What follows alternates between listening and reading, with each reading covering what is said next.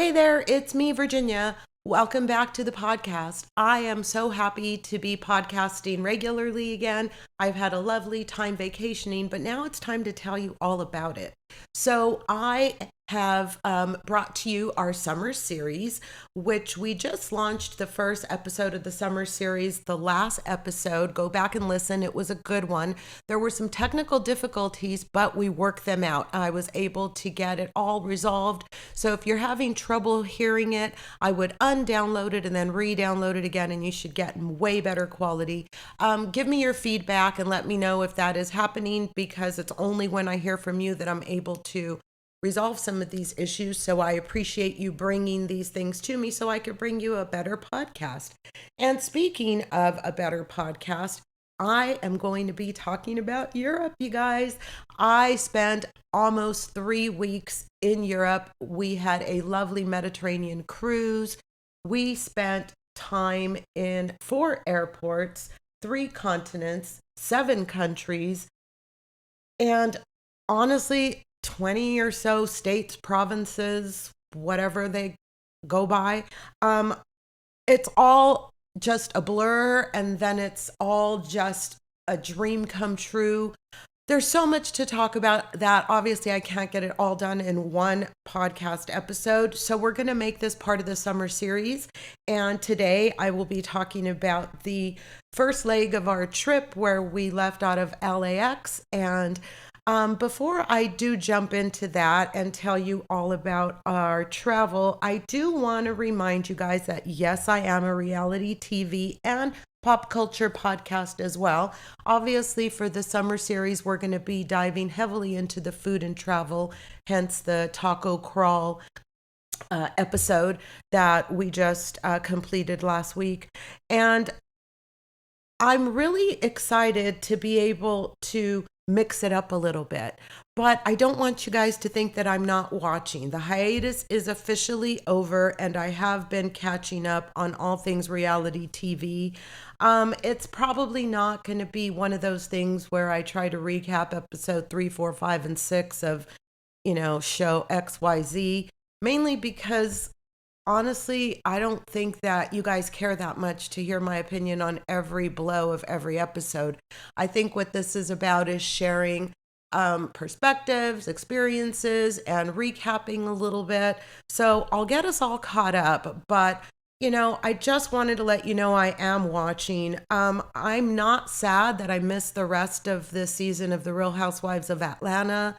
I have watched up to episode 2 of the reunion, and I don't want to get into a bunch of negativity, but let's just say that I think Cynthia said it best. This is not the Sweet 16 season for the Housewives of Atlanta. Something needs to give, and we'll talk about it more in depth when we're actually having a reality TV podcast episode. But that's my feeling on Atlanta. The Real Housewives of Miami, I'm enjoying it. I don't know why everybody's sleeping on it, but I don't know if it's going to get corny. So I'm going to keep watching, and then we'll get you caught up on that. And then The Real Housewives of Orange County. You guys, I might have a hot take. So far, I'm disappointed. I know, don't come after me. It is my favorite of all of the franchises. It really is. I'm an OG from the OC. I used to live in the OC right back at the time when this show started, and I've been watching ever since then.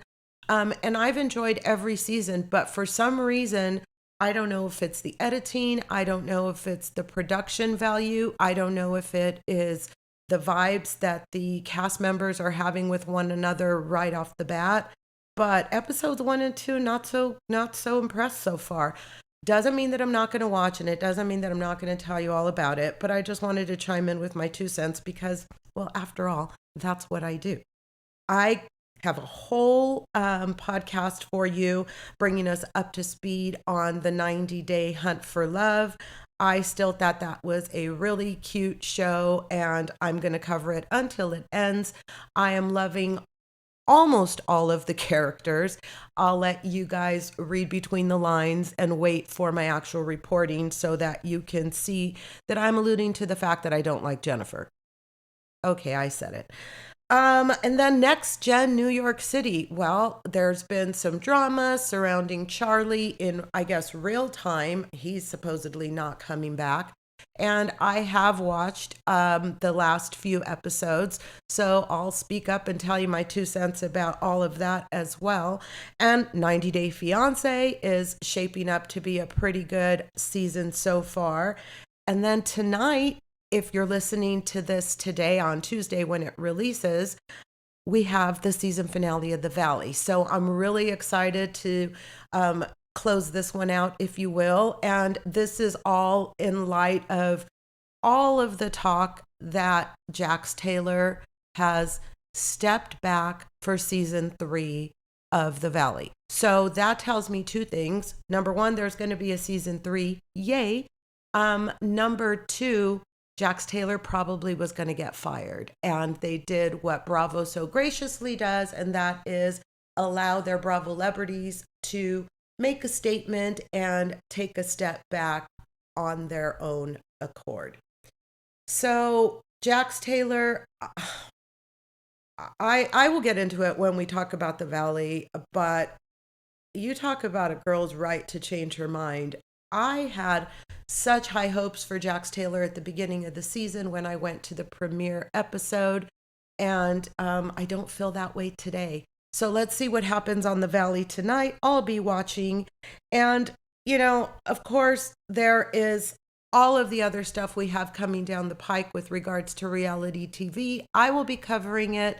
I will continue our summer series until summer's end, but we will start to pepper in all of the reality TV. And not today, though, you guys. Today, we're going to lean in hard to the travel because my husband and I just came back from the most glorious 3-week vacation in Europe. We traveled the Mediterranean Sea with friends. We ate, we drank, we laughed, we had an amazing time. We really did. And I am going to start off by telling you all about our trip to LAX. So, pro tip, if you drive to LAX, the economy parking lot or the budget parking lot. We chose the budget parking lot. It's on 111th Street in LA. And we drive in from the Inland Empire. So a lot of people will, spend the night at a hotel nearby the night before or drive in with some sort of a service. That was just going to cost too much money. And I guess at the end of the day, I'm just too much of a control freak. I wanted to be able to get out of my car, get to the airport with me being the dictator of my own timing and not having to wait on somebody or count on, things going this way or that way and not having a contingency plan for it. It was, the most exciting trip of my lifetime. So I wanted to make sure I left no room for any problems. And if you guys were part of the missed flight of Maui circa 2017, maybe, then you know that I only have to learn things once, and I was not about to have any accidents or mistakes. So our drive to LAX was completely and totally without incident. We stopped for breakfast, and I was really excited when they handed me the number 24. That's one of my lucky numbers as our number for our food. So I knew it was going to be a good day, and indeed it was. Everything went off without a hitch. We found a spot right by the shuttle parking or shuttle stop at the LAX budget parking. So by the time we got our bags out of the car and we pulled them up to where the shuttle picked us up, there was a shuttle sitting there waiting for us. It was perfect. We got to the airport. They left us off right in front of the international terminal, which is the Bradley terminal. And it couldn't have gone more seamless. So I was stoked. Everything was going well. We were well ahead of time to check in for our flight.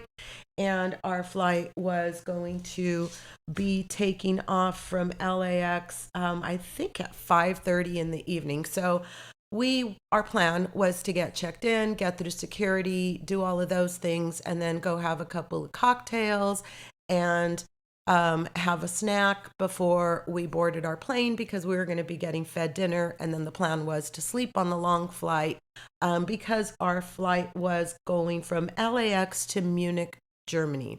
So we got through dropping off our checked in luggage, everything. We flew Lufthansa, and it was a really great experience as far as I was concerned. Lufthansa, tomato. It was a good experience. So we got through that part, and then I thought, oh, here we go. We have to go through, check in.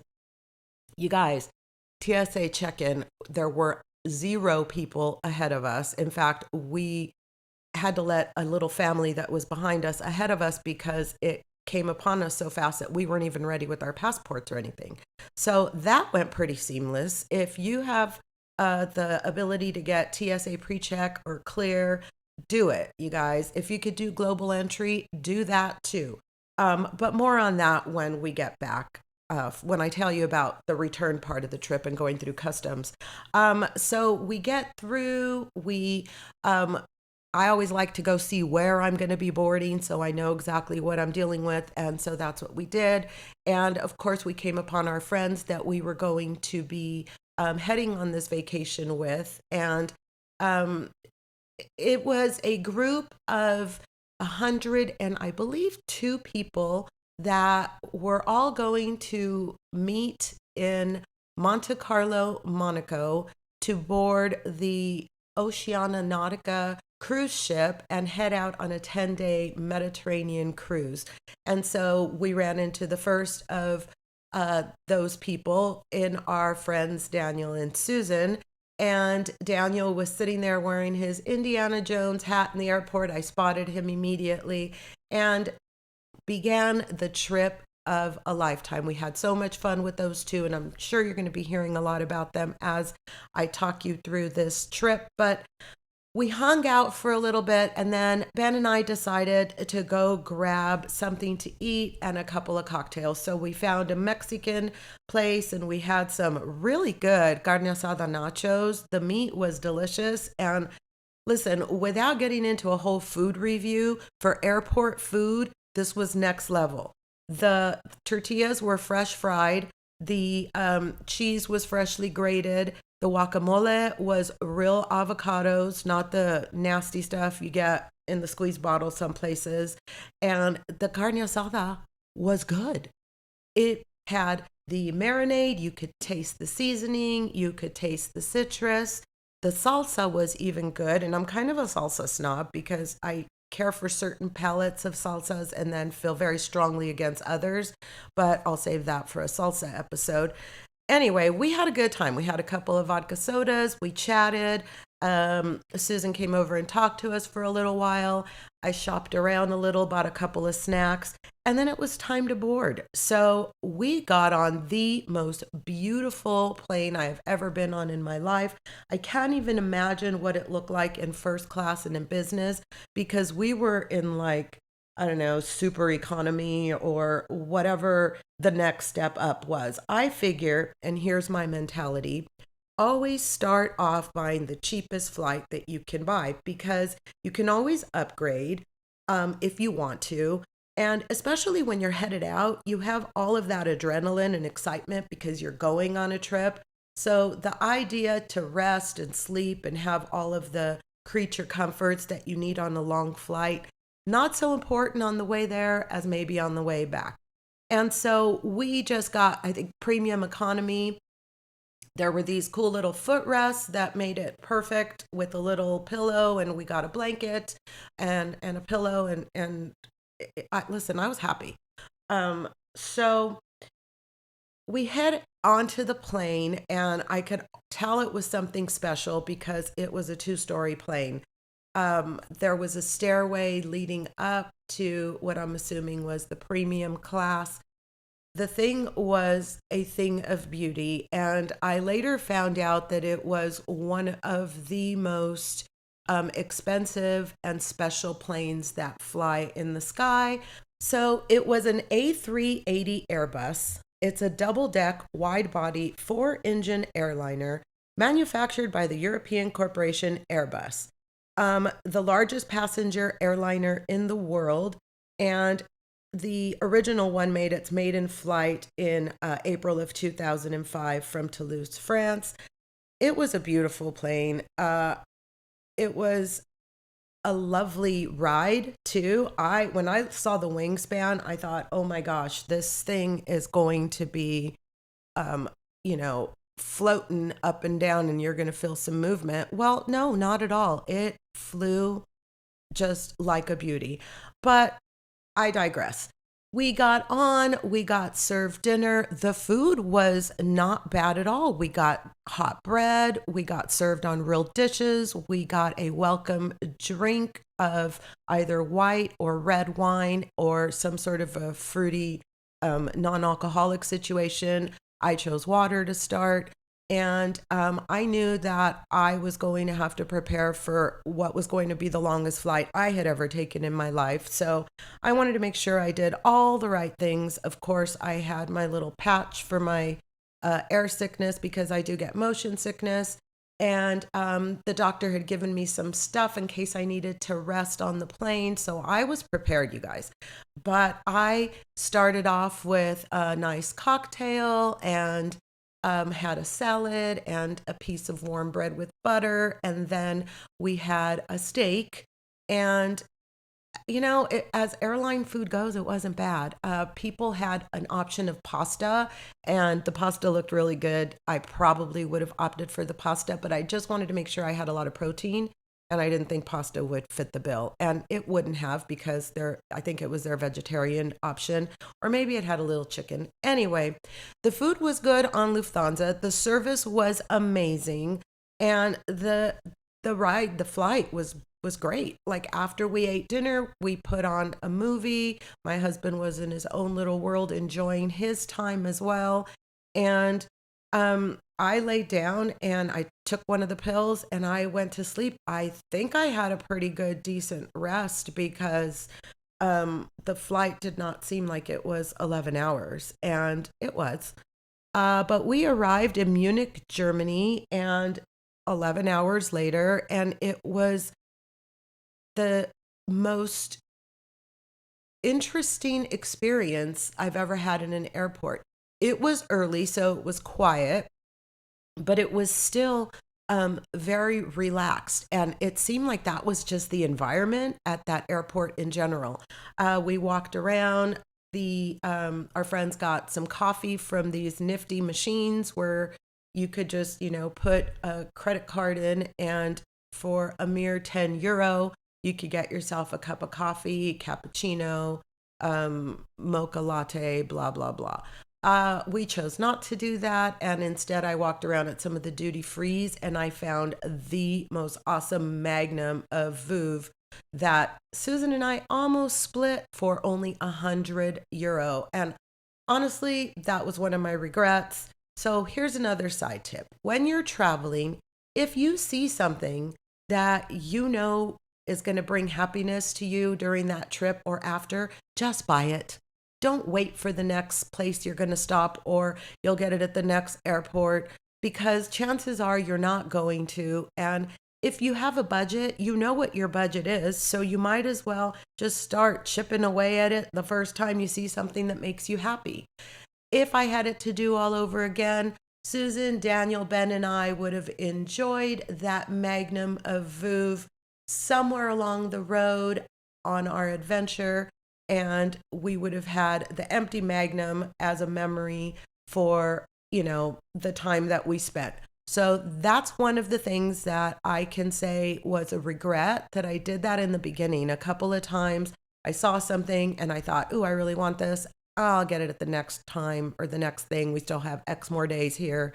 And I did not, in any case, end up getting it. And I did, in almost every case, end up regretting it. So we arrived in Munich, Germany. The layover was not more than an hour and a half. I can't remember even having enough time to get bored, and everything was seamless. We got boarded on our next flight, and in a mere hour and a half, we were in Nice, France. So we took a Uber from Nice to the Hotel West End in Nice on the Promenade des Anglais. And it's the main drag, right? Oceanfront in Nice, France.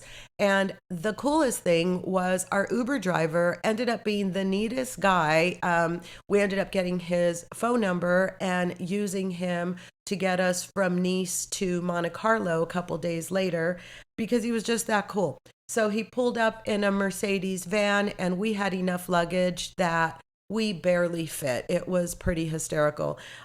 We made it to the hotel. We had a nice chat with him along the way. And when we got to the hotel, I was so amazed by how charming it was.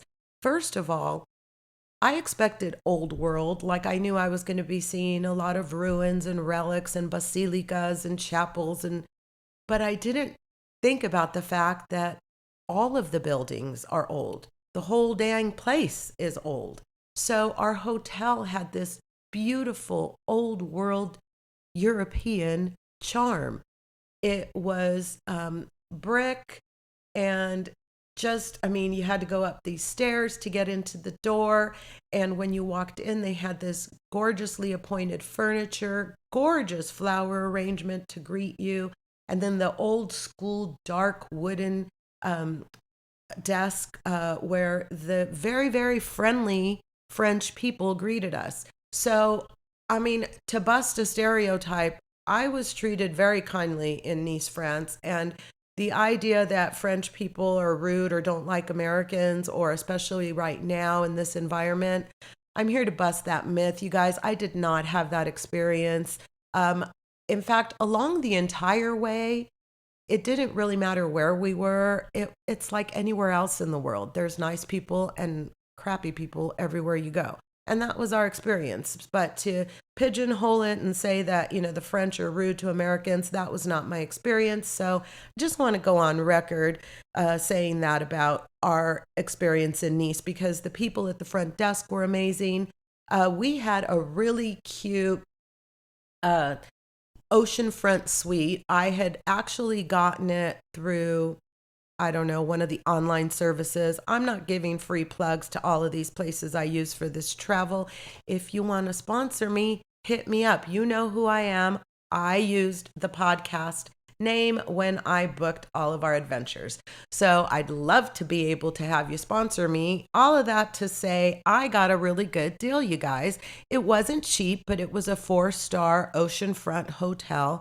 And hell, I wanted to enjoy myself. I'm glad we did. It was the most charming hotel room I think I could say I've ever stayed in. It was they had the old elevator, so you could only fit maybe 2 or 3 people, and the bellman took the service elevator, and the doors were heavy and old, and we got up there, and you walk in, and there was a bathroom with kind of on either side, of course, our first experience, and there was a bathroom and a bidet, and then on the other side was the sink and the shower. And then you walked in, and straight to the end was a beautiful wrought iron balcony with the like blowing sheer curtains, just like you would see in a movie. And you open the doors, and you're right in front of the ocean. You're right there on the Mediterranean Sea with Nice, France, and the blue beach chairs. I mean, everything's just right there. It was so crazy. It felt surreal. And then you're all turned around because in my mind, it's like, I don't know, 3 in the morning, and it's actually 5:30 in the evening. It was nuts, but it was beautiful. And so I'm fascinated by this moment, and we step out there, we take a couple of pictures, we take a moment to kind of soak it in. And then when we come back in, I noticed that they had given us this really cute complimentary bottle of olive oil. And then I saw stairs, and it didn't dawn on me that so far I had only seen a couch and a television, and there was no bedroom. Well, We had a two-story hotel room. You walked up the stairs, and there was a loft area that had just the bed, another television, and then this really cool window where you could see out into the ocean. And so it was just the coolest hotel room. I loved it.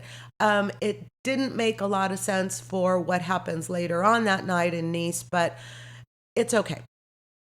We got settled. We got kind of unpacked, not really, because obviously we weren't going to unpack 4 suitcases for a 2 night stay, but we got freshened up and we all headed downstairs. We met in the lobby, took a few pictures, and we met up with another couple friends that we ended up meeting, which Ben ended up really hitting it off with Greg. And so Greg and Nancy, Susan and Daniel, and Ben and myself headed down for what we thought was just going to be a cocktail. And then we figured we would walk and find somewhere al fresco to have dinner or something like that. But not to be. We went down to the bar. And so, how it works, at least in Nice, is if you want to drink, you sit in one area. And if you want to eat, you sit in another. So, they took us out because we said we were going to have cocktails, but it was hot and it was muggy. And we were a little, jet lag, all of the things.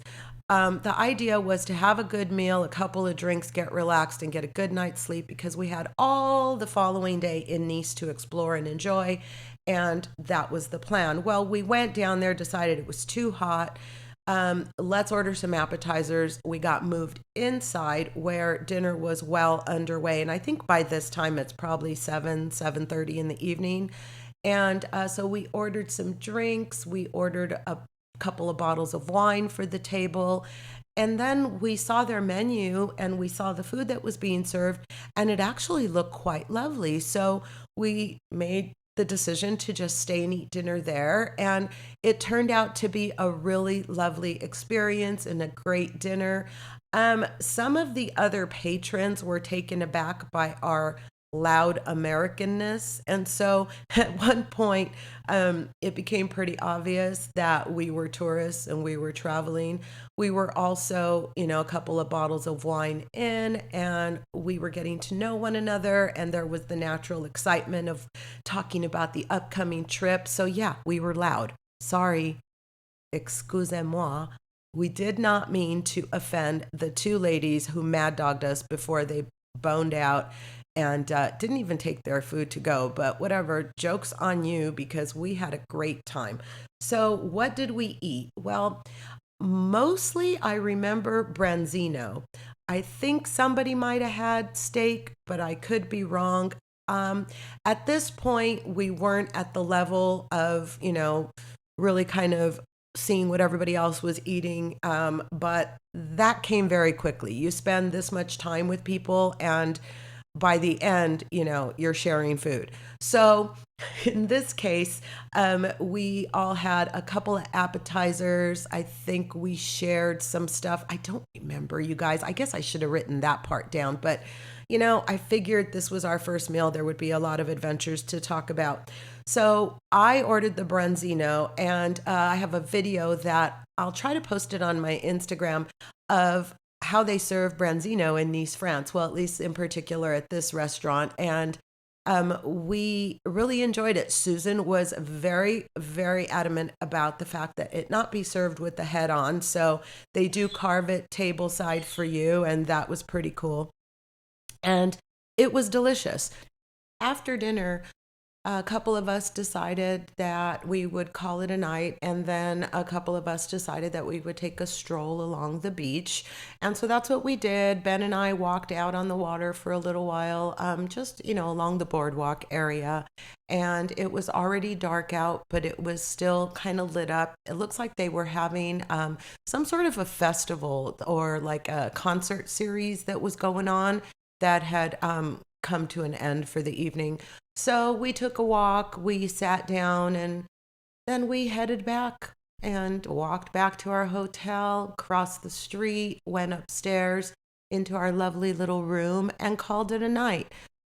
So the plan was we were to all meet down in the lobby the next day. We were going to walk around in the old town of Nice and maybe, have a lunch or get a croissant or whatever. There was no real plan except to meet in the lobby. Well, we missed the meeting time. We were tired. We kind of wanted to travel at our own pace that day. And, we had a slow start to the morning. So we missed our friends by a little bit, but we ended up taking a walk along the boardwalk area, and which was, literally outside our hotel and to the left.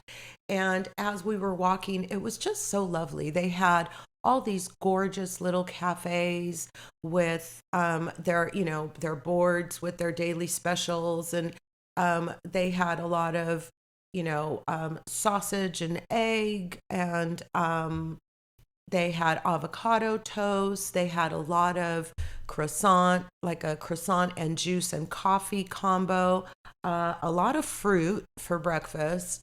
Well, I had the avocado toast with the salmon and the poached egg. It was next level delicious. I have a beautiful picture of that if I recall. And if I can find it, I'll post it on my Instagram because it was actually photo worthy. And yes, you can make fun of me. I am one of those people that takes pictures of food, and I'm not ashamed to admit it.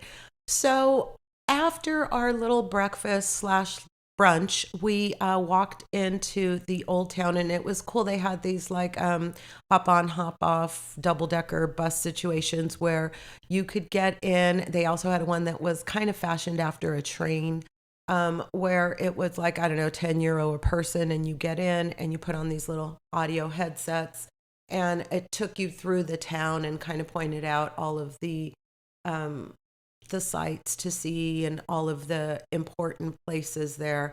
We decided to forego that. I'm glad we did because it was hot. And the only thing that saved us was actually walking and being able to be in the breeze.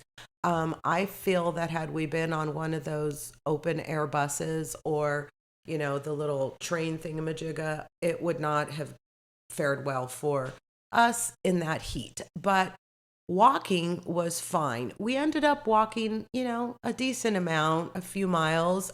We encountered this beautiful statue at the center of this park.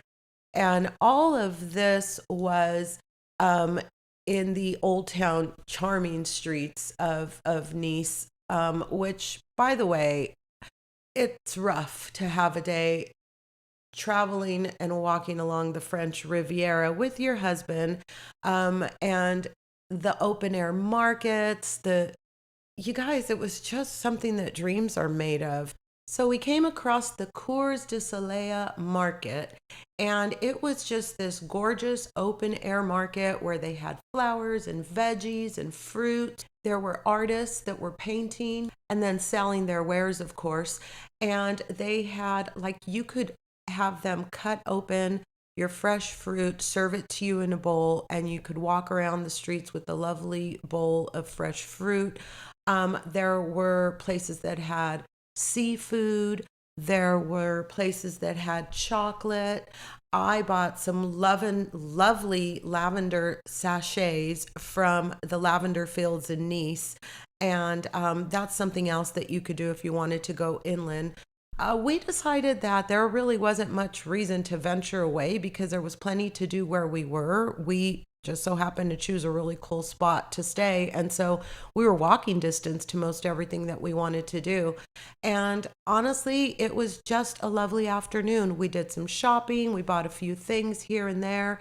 We were still a little jet lagged and still kind of trying to get used to the weather and all of the things. So we hung out for a while. At one point, we ran into our friends, and they had already been hanging out and drinking and having a good time. And yay them, they ended up going along a different path, and we scooted down another street. We saw beautiful cathedrale, gorgeous statues, all of these things you can see photos of on Instagram.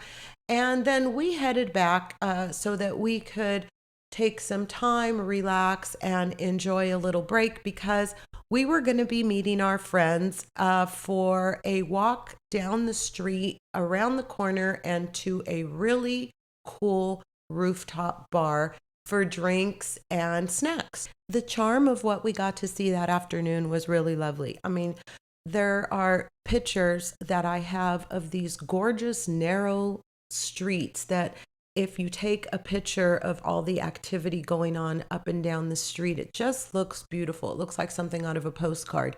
You have the cobblestone streets. You had the lampposts that just look like they were from another world. The open air market that we went to was kind of right down the street from the Cathedrale, which is a famous old 17th century, I believe, cathedral. We did not go inside. There are a lot of hills and valleys in Nice. Because it's right along the water, it seems like as you go inland, and if you look behind the city of Nice from the perspective of looking at it from the water, everything is built into the hills. And our friends and I talked about it, and it's like that all around Europe. And that was one of the things that we actually got to witness firsthand is everywhere in Europe, the homes are built into the mountains. And the reasoning behind it is because they wanted to be able to see the enemy coming. So that's the reason behind that. But it makes for gorgeous backdrops, and they must have some amazing views because everybody has a view to that degree. But the gorgeous colored homes, the little tenements, the charm of the little park where everybody kind of just walked around, and they had little tents set up where they do music and they have like a street fair.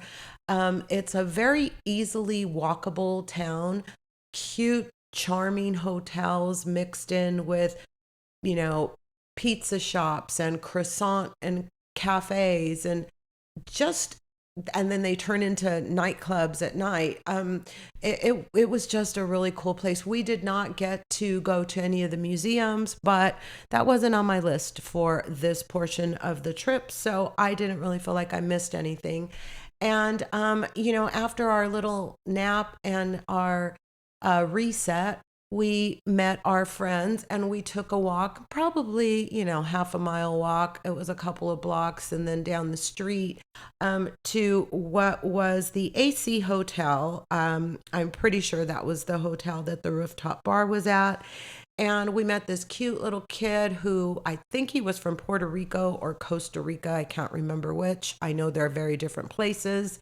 But he was our server bartender. Turned out he was a manager too or something like that because, well, you'll hear about that in a minute. But anyway, he went to college somewhere in the States, so his English was pretty good. I think it was like North Carolina, so he had a little bit of a twang, but he had never gotten out to California. So when we told him we were from Southern California, he was, really excited to talk to us a little bit about where we came from. And it was a lovely place. They immediately set up these umbrellas to give us some shade. And it was hot, guys. It was hot. It was not yet sunset, but the views up there were just breathtaking. 360-degree views of Nice, France, from up high in the sky. It was just awe-inspiring. When I tell you that there is beauty in the world that is just out there for the eye to behold, and all we need to do is see it to appreciate it. It was one of those moments for me, sitting there with friends, laughing, talking, enjoying a few snacks and bites, which, by the way, were not anything to write home about, which is why I'm kind of glossing over the culinary experience, if you will. It all left a little bit to be desired. At one point, the electricity went out, so we weren't able to get served any more food for a while, and then they got that going, but somehow forgot to bring us water. So there were a few things that could have been done better. And when one of the people at our table asked to see the manager, that's when we found out that our server was indeed also the manager. So there was really nowhere to go. One of the people at our table was trying to get a round of free drinks or get the drinks and the snacks comped because it really kind of was that bad. But we tried to make the best of it because it was a gorgeous view and we were enjoying the company we were with. And so I don't think anybody wanted to ruin the moment by admitting just how bad the service was. And the food wasn't that great either. So we kind of cut our losses at one point and just ended it. But we were able to see a pretty sunset, and we have some pretty pictures and some video to share with you guys. So it made it all worth it. And then we were on the hunt for pizza. Ben was in Europe and he wanted pizza.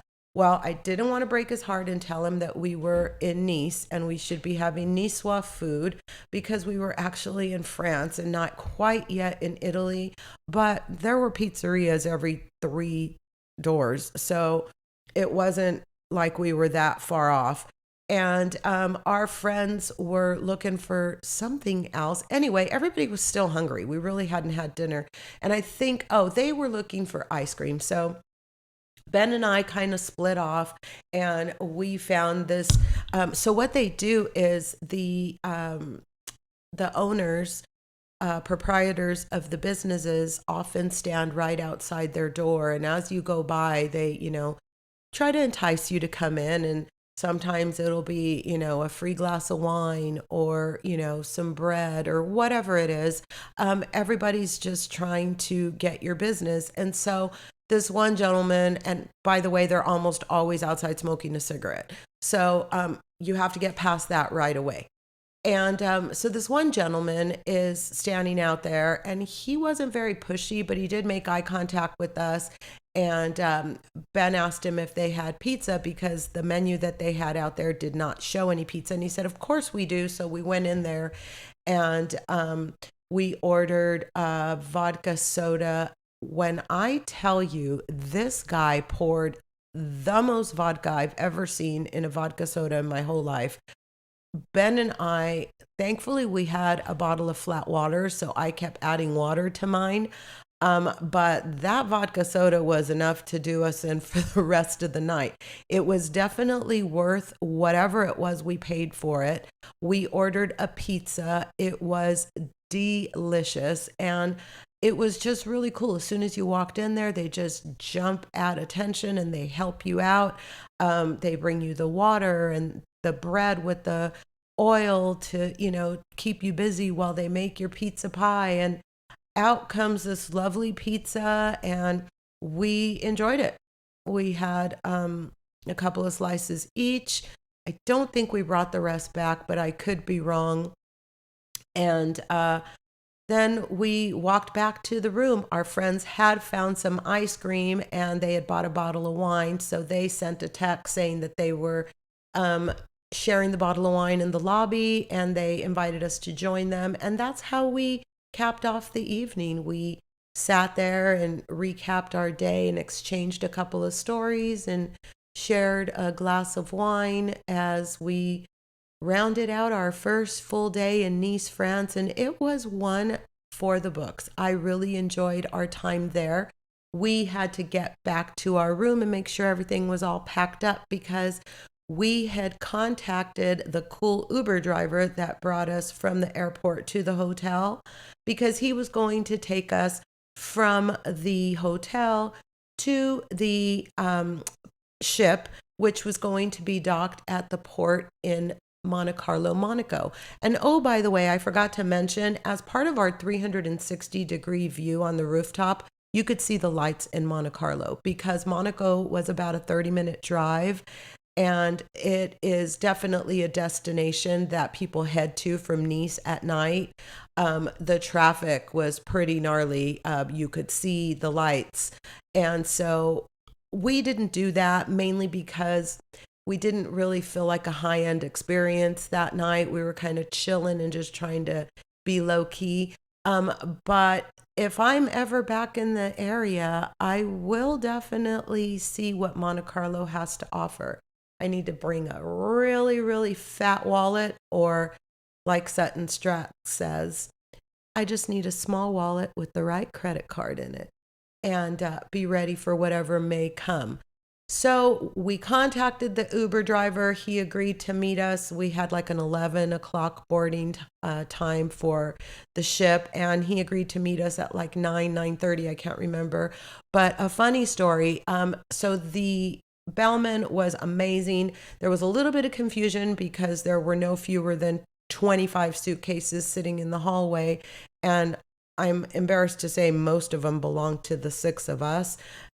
But once the Uber guy got there right on time, and there was a little confusion as to whether the other guy was there for us or someone else, because there was another Uber driver that had pulled up. And listen, they are very impatient in Nice, France. There was this one guy who was in, I think it was a Fiat, and it was relatively new. It was still shiny, and I'm sure it still smelled like new car inside.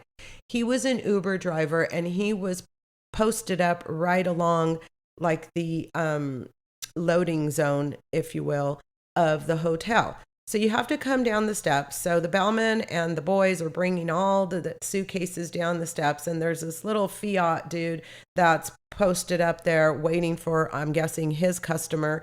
And then there's another van that is ahead of ours, and then here comes our van. Well, I guess the guy in the car, I don't know if his customer didn't show up or if he was in the wrong place, but he decided that he didn't want to wait. So he somehow thought that he was going to be able to pull out, how, I don't know, in between, behind, around these two huge vans that were basically blocking him in.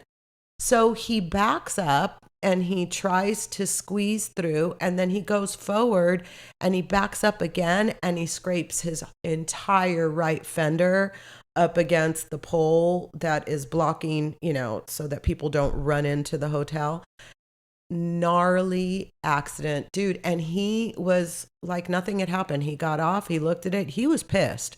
But I guess that's a common occurrence in Europe. People just jack up their vehicles. We were blown away. We thought it was pretty crazy that, first of all, he was trying to get out of there, but more than that, he still ended up having to wait until we left because there was no way to get out.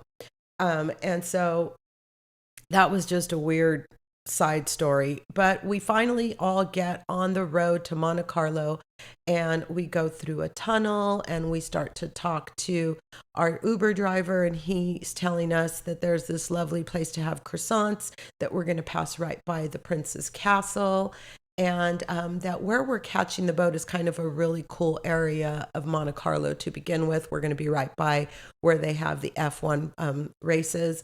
And I guess it was getting ready to be time. I think we just missed them because things were heating up. You could see that some of the garages were open as we got there. And so you get to Monte Carlo and it gets really small. The roads are really windy and very hilly, and a lot of, pulling over and giving the right away, a lot of congestion, a lot of small cars, and of course, a lot of Vespas, and it's bustling. And we're talking 9:30, 10 o'clock in the morning. So we're headed towards the port, which of course is bound to be busy. And he offers to stop us by the croissant shop, which I'm told is the best in all of Monaco. So we just got to ride on through the country of Monaco, but we did board in Monte Carlo, and so we did get to go through the port of Monte Carlo, and we happened upon our ship, the Nautica Oceana. So let's take a second for this because there was conversation about this along the way. So Oceania is spelled Oceania. Everybody says Oceania. I read that as Oceania. There were a few people on the ship, crew members of the actual ship, that said Oceania. And so I have no idea what they intend for it to be called, but about 90% of the people called the ship line Oceania. So I'll go with the masses, even though it's spelled Oceania. Anyway, this is the kind of stuff I get stuck on in my head and I have to work it through or I can't move on.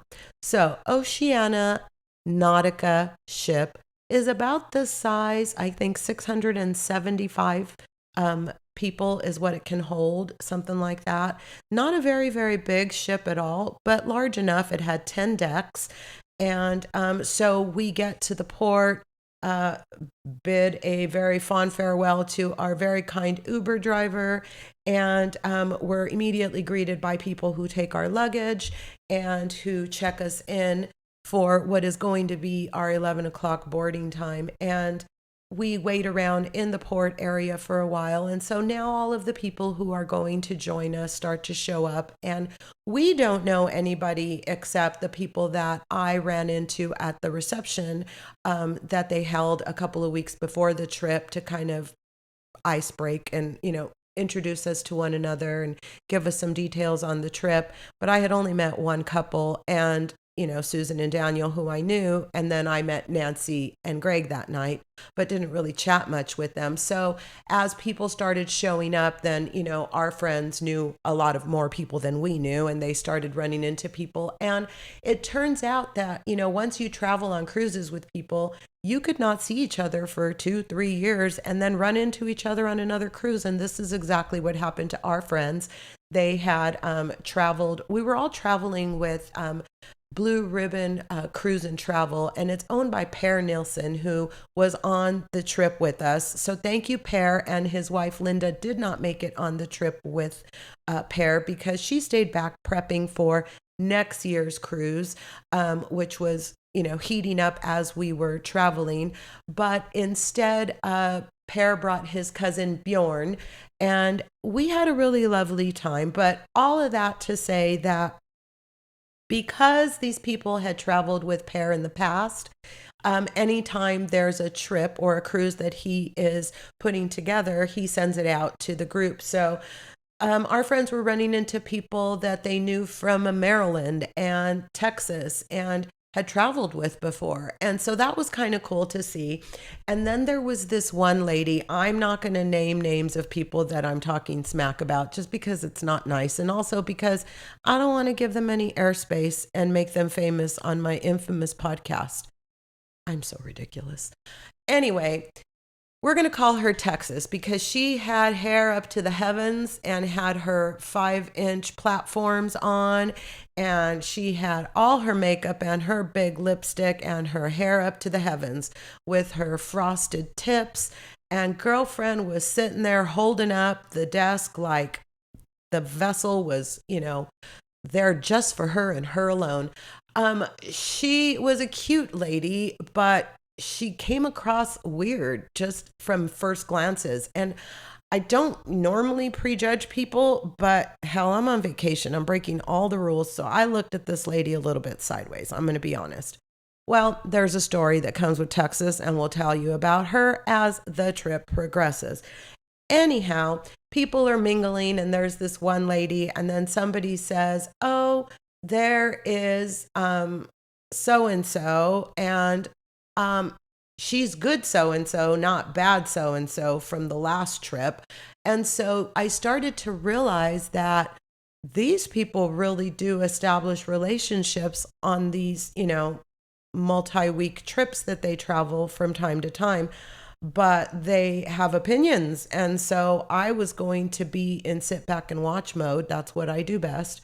And I just kind of became a fly on the wall and saw people get to work and do what they do. So you have, the lady that's trying to be everybody's friend. You have the lady that's making, making friends with everyone. And then you have the guys who are just waiting to board the ship. It didn't take very long. So a few, maybe 30 minutes later, we all went through our first round of security and then got to walk across to where we had to go through our second round of security so that we could walk the gangway and be welcomed. And from the moment you start walking through, you're welcomed. hello, welcome aboard, welcome aboard. And it just starts to feel really special and really cool. So I started to get really excited. And, we walk up the gangway, and just as we're getting ready, you could see the door. We got told that we had to wait. So there we are in the blazing sun for like 7 minutes, and everybody that is waiting in the blazing sun, and by now it's probably a group of 30, 35 people, are just staring this poor guy at the top of the gangway down because we want to get out of the sun. And we could see that the promised land is a mere few hundred feet away. Well, eventually we got the green light and we got on board. And as soon as you get on board, you're scurried to your muster station. And that's where you're going to be given your card that is going to be your everything on the ship. It's going to be your way off and on the ship. It's going to be how you buy things. It's going to be how you take care of your dinner. It's going to be how you get drinks. It's going to be how you gamble. It is all you really need for the entirety of your time on the ship. So you head off to this area where they instruct you what your muster station is. And if you're not familiar with that, it's muster, muster. And that is the area where you would be designated to meet in the event of an emergency. So they want you to know right away where you should go. And it's funny that they do this at the beginning because I was thinking about it later on, and really, like, they're just putting it all out there right at the beginning. Here's where everything can go wrong, and here's where you need to go if it does. But you're so excited about getting your first drink that nobody really cares. So we find our muster station, we get our cards, and then we're told that even though it's 11:15, we cannot get into our staterooms until 2:30. And if you are on the higher level, then you could get on, I think get in as early as 1 o'clock. I can't remember. So anyway, we all went but they were having like a welcome. You could all go and head into what is the buffet and have a lunch and drinks. And so we beelined it there. Everybody was just thirsty and ready to start their vacation. And we hung out. We had a nice buffet. It looked like the food was going to be pretty decent. I think at that point, everybody just wanted alcohol and a sandwich and to get the trip started, to get changed and all those things. So people were a little annoyed that we couldn't get into our stateroom. But then they made the announcement over the loudspeaker that they were booking appointments at the spa. So if you were planning on having a spa treatment, they were offering the best specials of the entire cruise within the next hour. So Daniel and I and my new friend Terry. So Terry was a friend that was on with the Europa tour and was part of our group of 100 people. But I had never met her, and Susan knew her from back at Europa. And so she introduced us, and Terry was traveling alone. So when we all boarded, we kind of took her under our wing and had her hang out with us. So when we heard the announcement for the spa, Terry and I looked at each other. We had already talked about the fact that we wanted spa treatments. And so we, along with Daniel, headed to the bow, and which was where wait a minute. Yeah, it was. Yes, the spa was in the bow of the ship. So we headed there and we signed up. We got a lovely tour by who will become probably notorious throughout the podcast for her spa treatments. This lovely young lady named Anada. And she was the massage therapist who showed us the entire spa. She gave us a tour. She told us what we could expect.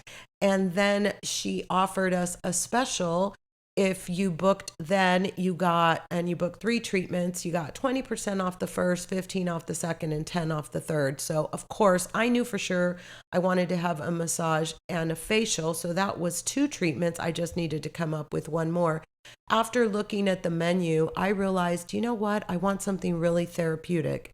And I struggle with arthritis and aches and pains and all those things. And so I thought I would get the seaweed wrap and the therapeutic massage that came with it. And that was going to be my big ticket item. So I booked that and I got 20% off of that. And then I figured I'll come back another day and do like a whole spa day because this was a 10-day cruise, but there were no days at sea. There was a port every single day. So Ben and I had decided we were going to declare 1 or 2 days ship days and we wouldn't head into the ports. And so I booked my spa day for that. And on that day, I did another massage and a facial. So we sign up, we head back, and then we decide that since Susan and Daniel were on the bougie level, we called it, they had balconies, we didn't. They got access to their staterooms before we did. So we all decided to crash their stateroom because everybody was anxious to see what these things look like. And we walked up and darn if we couldn't get in. Now there was no luggage yet, which was a little bit concerning, but we were able to get in. And you know what? It was nicely appointed. I mean, you're on a cruise ship, so you're not going to expect anything crazy. But picture, a small RV bathroom with a small RV shower.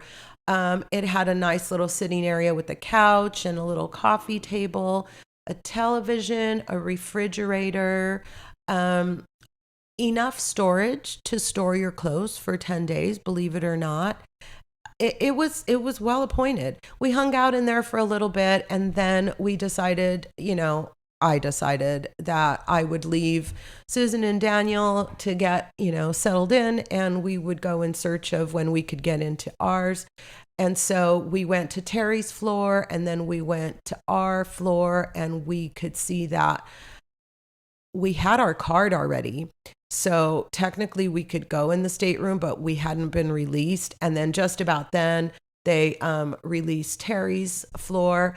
And then right after that, they said all floors were available. So we actually got our luggage before the people that had gotten into their rooms earlier. By the time the announcement was made, our luggage was sitting right outside of our stateroom and everything was great. We spent an hour or so unpacking and getting settled and showered. And then we met for what was going to be the first of a few Europa sponsored activities. And in this case, it was the welcome reception. There were going to be past hors d'oeuvres and it was going to be an open bar. And it was just an opportunity to, introduce ourselves and say hello and spend a little bit of time together. And it was in the Nautica Lounge, I believe. So it was really a pretty little evening. It was a cool event. Ben and I headed there and walked in. Our friends had saved us some seats, so we sat down and they were passing around red and white wines from Europa, as well as it was a wine cruise. So they had their own offerings and their own sommeliers on board, and they had dinners that were wine pairings every night, etc. But this particular event was for the Europa people only. So imagine my surprise when Texas and some man walk in. I knew they were not from our tour and they were not in our group. And so I inquired, what's Texas doing here? And someone said that poor Dr. Doug had been bamboozled and this woman would not stop trying to infiltrate the group. The entire time that she was waiting for us to be able to get the green light to go through security to get on board, apparently she was working Dr. Doug to be invited and included and asking how she could become part of our group. And so I guess he gave in and invited her to the welcome reception. So she showed up like, she knew everybody. It was just weird. Anyway, we had this mixer game that I thought was kind of out of line. And I'm going to say this. I know that there are people who put this cruise together that may listen to this podcast, but I promise to be honest, so I have to say this. So there was this game that they played, which was basically for everyone to get to know one another. And there was going to be a grand prize of a case of wine. And so they did the welcomes and the, thank yous, and it's going to be a great trip. And then the appetizers were being passed and people were mingling, and then they announced this game, and what it was you had to get everybody to sign your paper based on their name. But what bothered me about it was that it was in numerical order by stateroom.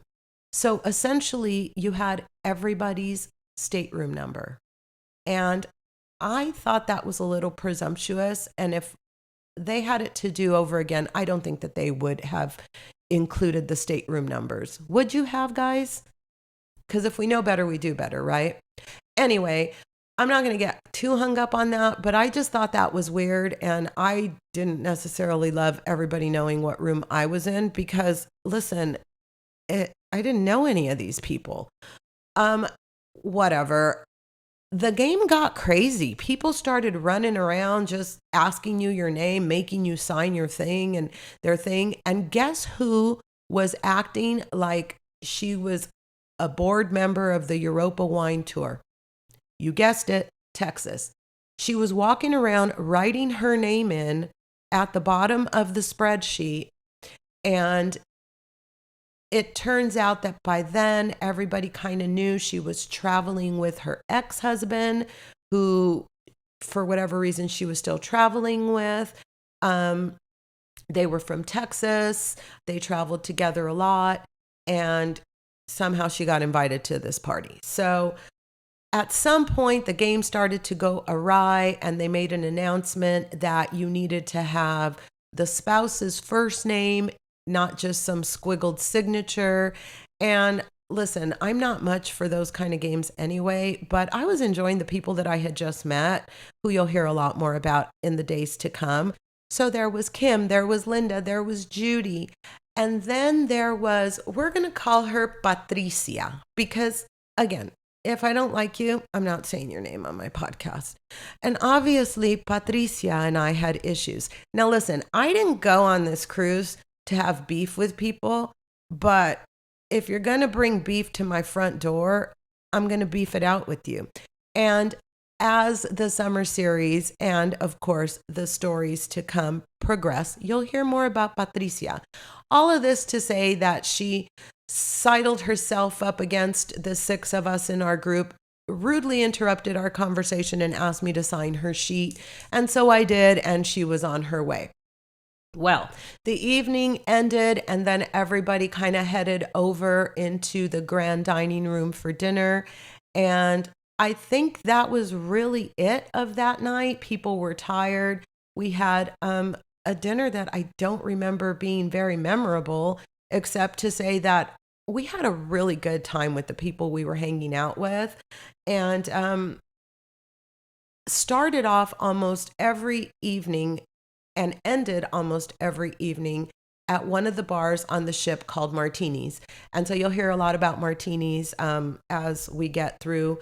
But I cannot believe that I spent 3 weeks in Europe, and I get to tell you all about this, that this is my job now. This is what I do. I get to travel and tell you about it. You guys, life is good. Life is really good.